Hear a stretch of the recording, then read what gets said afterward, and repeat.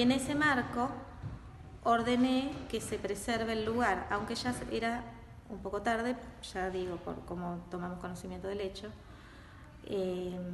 pero lo que ordené en esa oportunidad fue que a los efectos de preservar, aunque sea tarde, por si todavía teníamos oportunidad de obtener alguna evidencia, se coloque una consigna en el lugar, y también a los efectos de preservar, en caso de que la persona sospechada se retire del lugar por posibilidades de que se lleve evidencia, que sea detenido. Esto por orden de fiscal. Siempre fue a los efectos de estas medidas urgentes que necesitamos a los fines de preservar evidencia. Y viendo que al día siguiente íbamos a solicitar un allanamiento. Esto se hizo por la mañana. En una oportunidad, durante la noche, el señor salió de su vivienda y atentó a la orden, la policía lo detuvo. Pero como dije, era a los efectos de preservar el lugar y de tomar una decisión respecto del hecho. En ese momento la víctima estaba internada y no teníamos demasiado conocimiento del estado de salud y de lo que había ocurrido. La persona quedó detenida entonces en la madrugada del miércoles y hicimos el control de detención. Digo hicimos, yo estuve de debate, no lo hice yo personalmente, pero sí una funcionaria que trabaja conmigo. Se hizo el día jueves.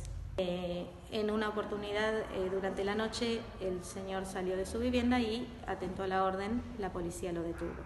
Pero como dije, era a los efectos de preservar el lugar y de tomar una decisión respecto del hecho. En ese momento la víctima estaba internada y no teníamos demasiado conocimiento del estado de salud y de lo que había ocurrido. La persona quedó detenida entonces en la madrugada del miércoles y hicimos el control de detención. Digo hicimos, yo estuve de debate, no lo hice yo personalmente, pero sí una funcionaria que trabaja conmigo. Se hizo el día jueves. ¿Qué es lo que ocurre? Al día jueves tuvimos mucha más información. Teníamos la denuncia de la víctima con todas las circunstancias, teníamos información concreta respecto del estado de salud, habíamos consultado a los médicos forenses acerca de qué tipo de lesiones tenía la víctima. Eran coincidentes en que se trataba de lesiones leves. Acá lo que yo quiero aclarar, que uno diga lesiones leves no está minimizando ningún hecho. Esto claramente se trata de un hecho brutal, de un hecho cruel. Lesiones leves es lo que dice el código, así se llama el delito. El delito de lesiones se clasifica en 3 tipos de lesiones: lesiones leves, lesiones graves y gravísimas, ¿sí? No es que yo estoy diciendo lesiones leves minimizando el hecho. ¿Cómo se sabe si son en cuál de las 3 clasificaciones? Así se llama el delito. El delito de lesiones se clasifica en 3 tipos de lesiones: lesiones leves, lesiones graves y gravísimas, ¿sí? No es que yo estoy diciendo lesiones leves minimizando el hecho. ¿Cómo se sabe si son en cuál de las 3 clasificaciones del código nosotros en cuál de las 3 podemos encuadrar el delito? Y bueno, ese es el análisis que hacen los médicos forenses y claramente está establecido en el código. O sea, esto es cumplir la ley. El código dice que cuando las lesiones tienen un tiempo de curación y particularmente en realidad el requisito es de incapacidad laboral menor a 30 días, deben clasificarse como leves. Es un término del código, no una apreciación acerca del hecho. Que no corre riesgo, digamos, que no corre riesgo la vida. No corre riesgo de vida, no tendrá secuelas, presuntamente. Eso obviamente que es inicial.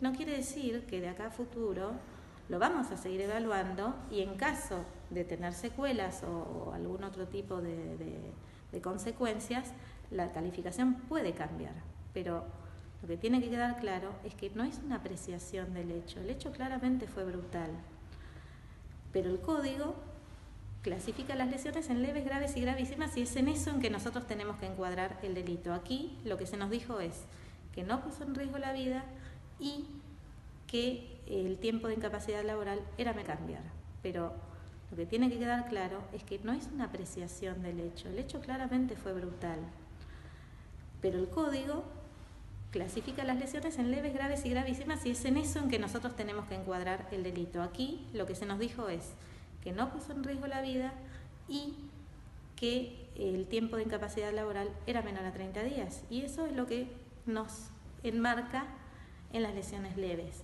Sumado a que yo entendí, por la propia mecánica que describía la víctima, que no podía, al menos no inicialmente, no estaba tan claro que podía ser una tentativa de homicidio, porque obviamente si uno habla de una tentativa de homicidio, la pena es mucho mayor. Pero sí, este caso no estaba tan claro en sus inicios y sigue sin estarlo. Yo todavía hoy considero que esta es la calificación adecuada, más allá de que la vamos a seguir analizando en el transcurso de la investigación y puede variar, pero requiere un mayor análisis. No es tan sencillo inicialmente poder imputar un delito tan grave como tentativa de homicidio, y si querés, acabás de presenciar la audiencia del caso que estuvimos recién, de este juicio que se ha terminado en el día de hoy y ya nos van a dar el veredicto, donde justamente se ha imputado una tentativa de homicidio hacia una pareja, en este caso eran todavía convivientes, y se ha considerado que había violencia de género.